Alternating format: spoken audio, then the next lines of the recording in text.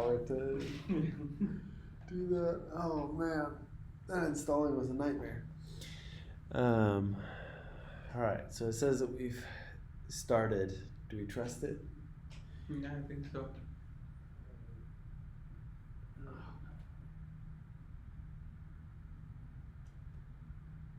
Let's see. Yep. All right, awesome. Welcome back to Data Science Club number 16. If you were going through number 15, you know that it was a little bit like watching Mystery Science Theater 3000's version of Manos, The Hands of Fate. There was long driving scenes where nothing was happening. So we've struggled with the install of some stuff in R, but we got that up and running, and now we have gone through the data, bringing the data into R and doing the basic data analysis and just kind of looking at the data in R. And now we're going to start prepping the data for running our machine learning and then running our machine learning algorithms. So here we go. So again, this tutorial, it's going to be in the link in the comments. It's this machine learning in R step-by-step on machinelearningmastery.com. And where we had left off was creating these plots of the features with the different categories associated with that. If you don't have an R session started up, you can start one on the rc.uab.edu OnDemand portal, go to Interactive Apps, and start up an RStudio server. We are recording this one just shortly after we did the other one, so we still have our RStudio set up from previously. And if you did the first one and then are waiting to do this one, you should have been able to save out your workspace to just kind of load back up. But if you haven't, go back to the video just before this, and that will be part 1, and go through the steps that we went. Hopefully you'll have a better time at setting up the environment than us. And if you don't, come into office hours and we will help you out, because clearly we struggled with it too. Yeah, and at the end of the first session, you should be in the same state as us and the RStudio, and you should have done the feature plots, and all the variables should be in your environment. Yeah. And so now we're going to do 2 things. And this first one is actually really nice. So this is using something called cross-validation. So we take our data set and we're going to split it up into 10 more parts. So at the beginning, we split it into training, which was 80% of the data, and then testing, which was 20% of the data.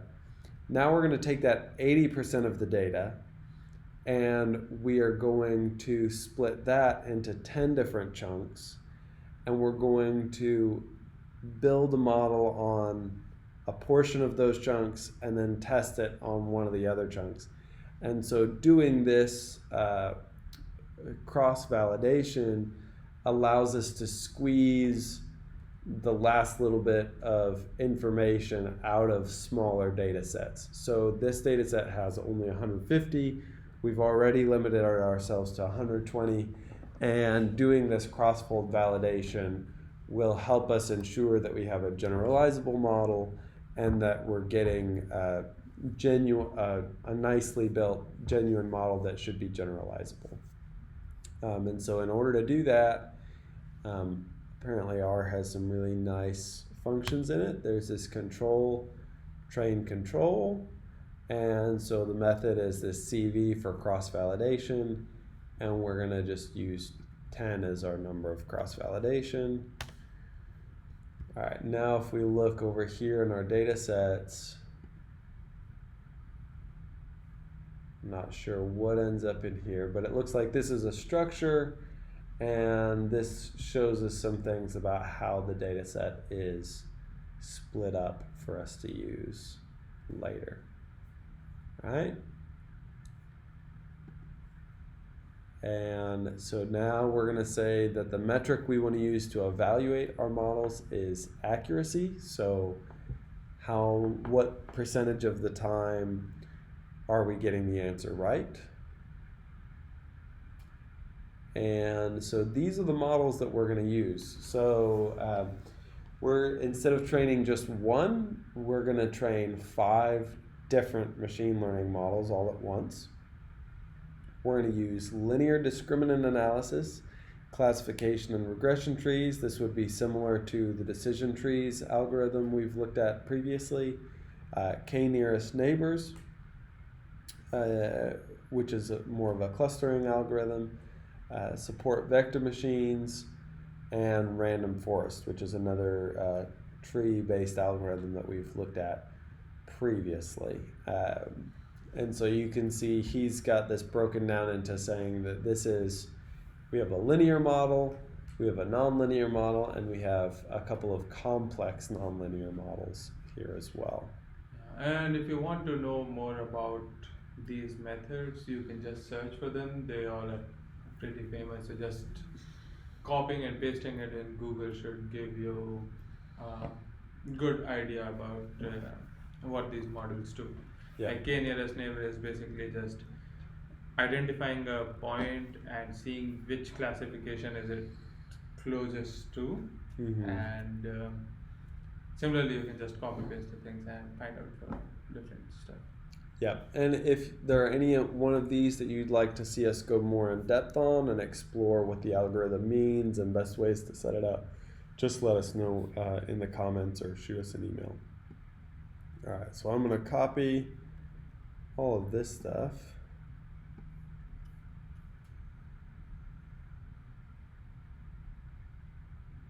Okay. And we're going to pop that in here. All right, so let's see. So scales. All right, so we're gonna fit.lda. So you can see this is similar in some ways to the way that the scikit-learn models are developed. Looks like some of these didn't work.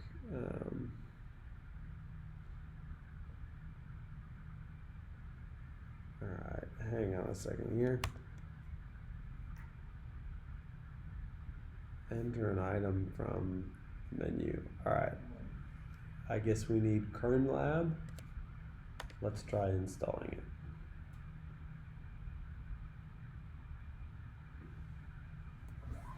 Okay, so this must be a package that it needs for the fitting, but for some reason wasn't in the dependencies.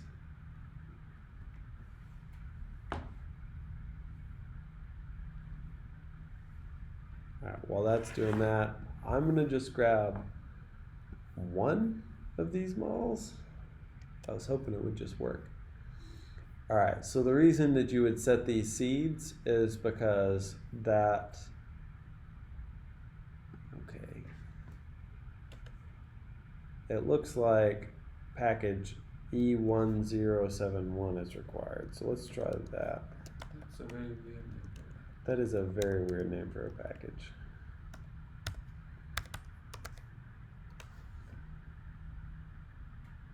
Apparently that is a legitimate name for a package. Good. Okay. Now let's try this again. All right. So that actually worked. Fit.lda. Yeah, so we have fit.lda. And so that's our linear discriminant analysis.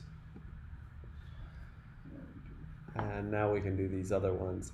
So what I was starting to say earlier about these seeds is that just controls what the initialization is of your random number generators that seed your algorithm. And so if you're trying to create a repeatable analysis to make sure you get the same answer every time, you set that seed to make sure that you get the same number every time. All right, so apparently we don't have the random forest package installed. Let's try to give that a whirl. Let's see, cart, KNN, LDA, and random forest. Yeah. So we got a bunch of stuff. So we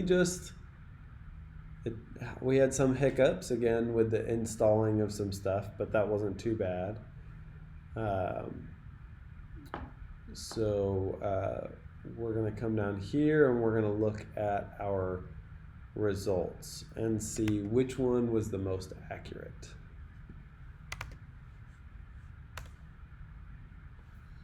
Okay, so let's see.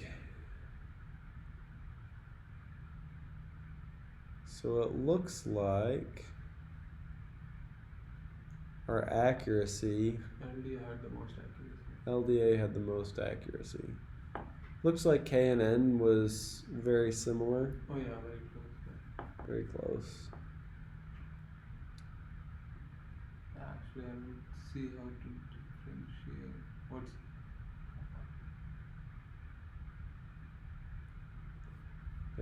So There let's. is nothing to differentiate between KNN and LDA. And the LDA, no, there's not. Actually, Alright. theirs they have. Yeah, there is a difference between those, so I'm not sure what. Maybe our data set just got split differently.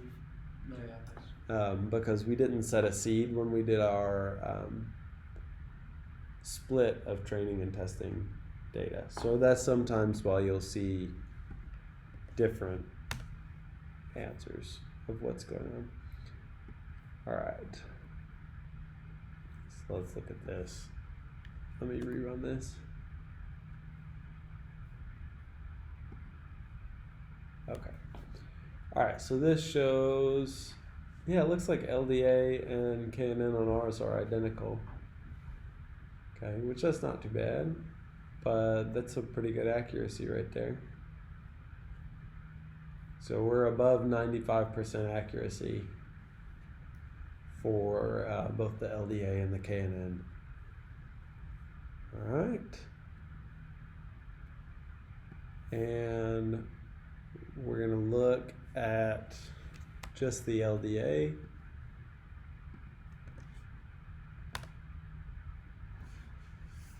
Yeah, so we get 98% accuracy. We could always change this if we wanted to the KNN because that was the same. We got similar things there. Okay. But similarly to when we've done the Python stuff, you know, building and fitting these models only takes a couple of lines. The thing that took us the most amount of time was just getting our environment set up and the data set up, which I know we say it a lot, but that's kind of what you do a lot with this data science is just getting the data in your environment set up so that you can make repeatable predictions. So let's come down and let's make predictions. So remember we had our validation data set that we saved out. And so we're going to plug this in here. We're going to use that LDA model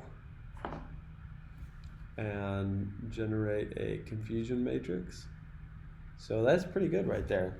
Looks like we only misclassified one out of the validation data set. yeah. Let's try it with A different model. yeah, KNN.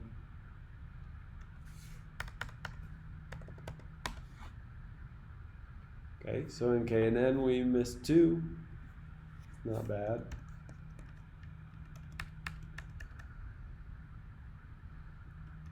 Let's try the RF. Alright, so random forest actually for the validation set does a pretty good job. Yeah. So one of the things that you might do, it's actually common for a spreadsheet data example like this where you would run all 5 of these models and then use another model to ensemble them together because maybe they're predicting based on different things. All right, so let's look down. All right. Work through the tutorial above. It will take you 5 to 10 minutes max. So it took us a few more than 5 minutes to do it, but primarily it's the issue that we were running into was just the installation and the data prep stuff, and mostly just the installation of R. So don't get too aggravated if your R is giving you troubles. Just shoot us a message and we'll see what we can do to help out. And yeah, I'd say most of these are pretty valid points. I mean, you don't need to be an R programming expert. You don't have to be a machine learning expert to do this stuff. You can see the interesting machine learning part was so short that instead of just doing one line of code, we did 5 lines of code and ran 5 different models all at once. So what are the different parameters that we are introducing over here? So we are training on data set as our data. Yep. And that's the one that has the 80% of the total data. Yep. And we are defining the method. Yep. We are training for species, the first parameter. Yep. And then our metric is accuracy, which we defined up there. Yeah. And then TR control gives us the definition of our controlled data sets that we're using, which when we come over here, when we print out the model, we might have it in Manner. well, it was over up here. Yeah, so resampling, cross-validated, tenfold, and summary of sample sizes. And so,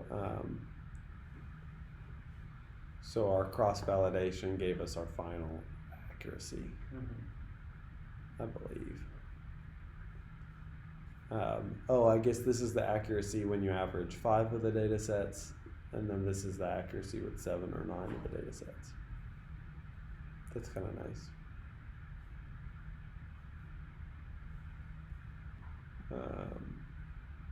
So yeah. All right. Well, if you guys have any questions about this, let us know. I think in the coming weeks we're going to try to do a couple more R code tutorials, and we'll probably be introducing some MATLAB pretty soon as well. But in the meantime, if you come across anything or you're interested in anything and you want us to talk about it or find some code to use to explore something, just let us know. And yeah, until next time, we'll see you guys later.